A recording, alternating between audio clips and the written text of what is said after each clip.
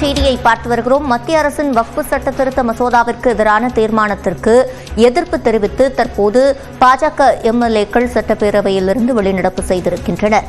அண்மை செய்தியாக பார்த்து வருகிறோம். மத்திய அரசின் வக்ஃபு சட்ட திருத்த மசோதாவிற்கு எதிரான தீர்மானத்திற்கு எதிர்ப்பு தெரிவித்து பாஜக வெளிநடப்பு செய்திருக்கிறது.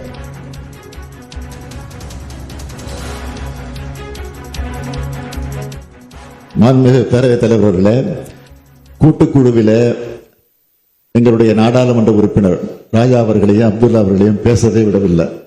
அவங்க கொடுத்த எதிர்ப்பை விட பதிவு செய்யல. இப்போ நாம கொண்டு வந்திருக்கக்கூடிய இந்த சட்டத்தை பேசுவதற்கு அதிகமாக இப்போது பாரதிய ஜனதா கட்சியை சார்ந்த வானதி சீனிவாசன் அவர்களுக்கு தான் அதிக வாய்ப்பு கொடுத்திருக்கிறது. இன்னும் எவ்வளவு நேரம் பேச வேண்டுமானாலும் சபாநாயகர் அனுமதிக்க வேண்டும் என்று நான் பணிவோடு கேட்டுக்கொள்கிறேன்.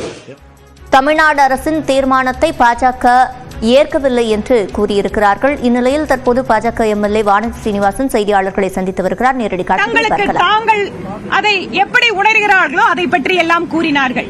ஆனால் வக்ஃபு சட்டத்தினுடைய திருத்தம் என்பது நாடு முழுவதும் இருக்கக்கூடிய இஸ்லாமிய மக்கள் தங்களுடைய வக்ஃபு சொத்துக்கள் முறையற்ற வகையில் நிர்வாகம் செய்யப்படுவதற்கும் ஒரு சில சுயநல சக்திகளிடம் சிக்கி உண்மையாக யார் அந்த பலனை பெற வேண்டுமோ அவர்களுக்கு கிடைக்காமல் இருப்பதற்காகவும் நிறைய தவறுகள் நடப்பதில் நிர்வாகத்தில் இருந்த அந்த கோரிக்கைகளின் அடிப்படையில் இவற்றையெல்லாம் சீரமைக்க வேண்டும் என்கின்ற நோக்கத்தின் காரணமாக, அது மட்டுமல்லாமல் சமூக நீதி பேசுகின்ற திமுக அரசு ஒன்றை வசதியாக மறந்திருக்கிறார்கள். புதிதாக கொண்டு வரக்கூடிய மத்திய அரசாங்கத்தினுடைய சட்ட திருத்தத்தின்படி வக்ஃபு சொத்துக்களை நிர்வாகம் செய்வதில் இஸ்லாமிய சமூகத்தில் இருக்கின்ற பிற்படுத்தப்பட்ட சமுதாயத்தை சார்ந்த இஸ்லாமிய பெருமக்களுக்கும் அங்கு இடஒதுக்கீடு உண்டு. அதே போல நிர்வாகம் செய்வதில் பெண்களும் வர வேண்டும் என்று பெண்களுக்கும் கட்டாயமான இடஒதுக்கீடு கொண்டு வருகிறது பாஜக அரசு. இவற்றையெல்லாம் எதிர்த்து பழைய முறையிலேயே அது இருக்க வேண்டும் என்பதற்காகவும் திராவிட முன்னேற்ற கழக அரசு ஒவ்வொரு நாளும் புதிதாக கணக்குகளை போட்டுக் கொண்டிருக்கிறார்கள்.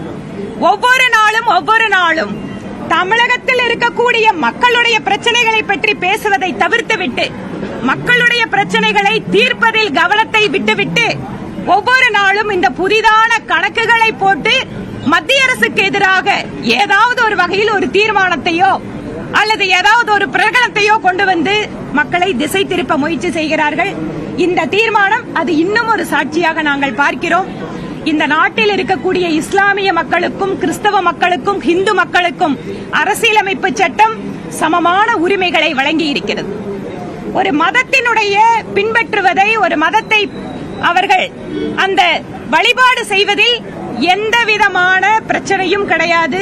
சட்டம் அதை முழுமையாக வக்ஃபு சொத்துக்களை மற்றவர்கள் பயன்படுத்துவதை தவிர்க்கவே இந்த சட்ட திருத்தம் மத்திய அரசால் கொண்டுவரப்பட்டதாக பாஜக எம்எல்ஏ வானதி சீனிவாசன் பேசியிருக்கிறார்.